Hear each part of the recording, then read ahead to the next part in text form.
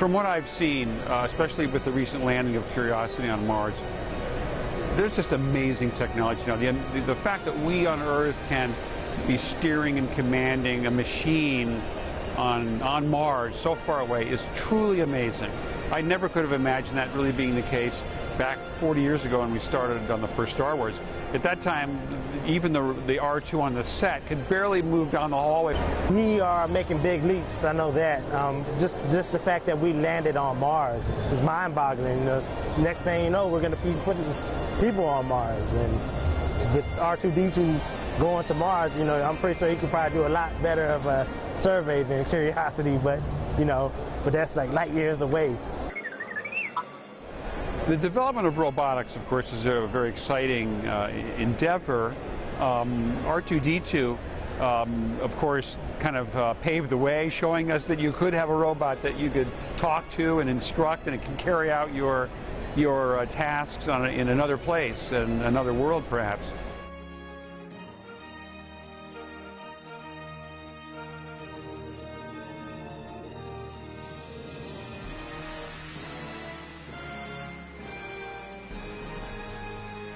Mars has wind, and of course it has little tornado-like, dust clouds moving about.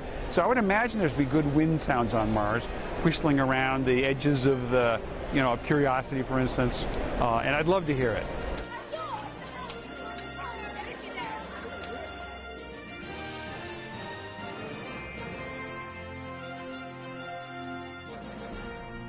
Indoor, definitely, because it's the forest planet. It would be a nice habitat.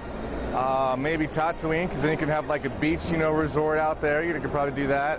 I'd probably stay away from Mustafar, because when people go to Mustafar, they end up losing limbs and getting burnt. So might want to avoid that planet. I love Endor, but Naboo's beautiful too. I mean, the waterfalls. I mean, it was filmed in one of my favorite countries, so I love it. But I think I'd say Endor, just because there's so many different species there of the Ewoks and the Wookiees, and it's really pretty. So I would like to see it up close and personal. That would be beautiful. I'd have to send it to Dagobah. What a challenge! Swamp, mud, all kinds of junk everywhere. So yeah, that'd be fun.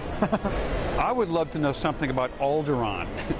Okay, now that's a Star Wars world we never went to, so therefore I'd love to send Curiosity to either Dantooine or Alderaan to see what's there, because they're only referred to in the movies. We never go there, so I can't tell you what to expect, and that's why I would send a probe.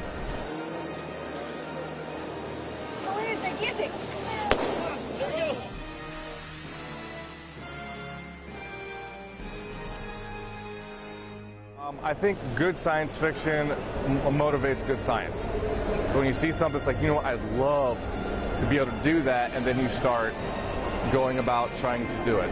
And when you accomplish it, it's like, I did this because I was a Star Wars geek. People see all these sci-fi movies, and then they hear about what people are actually doing to try to do things, I guess, similar to that. So I think it just fascinates them that we can do these things that have come out in old movies, and nowadays we can do stuff like this. So I think that really draws people into everything. It's going very fast, relatively. I mean, how long movies made, 30 years ago, and a lot of things that were in the movies are coming to reality. Ion drives, they now exist. They did not back then. I'd like to see some lightsabers and some blasters, but as far as that, getting close on the technology. It's there. It happened a lot quicker than some had thought.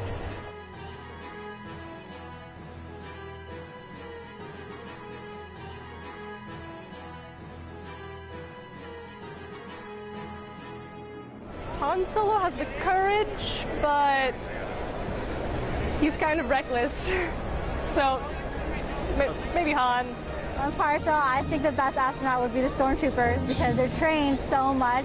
They can do practically anything, so I think that they would definitely pick up NASA space training the fastest and the easiest, and they look really good in a spacesuit. Definitely Darth Vader. He's already equipped to breathe in space. He needs nothing else. He's ready to go. Definitely Darth Vader. Probably Jaina Solo.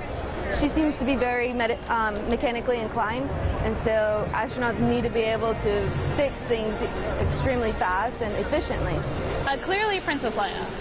she's the best character in all the movies.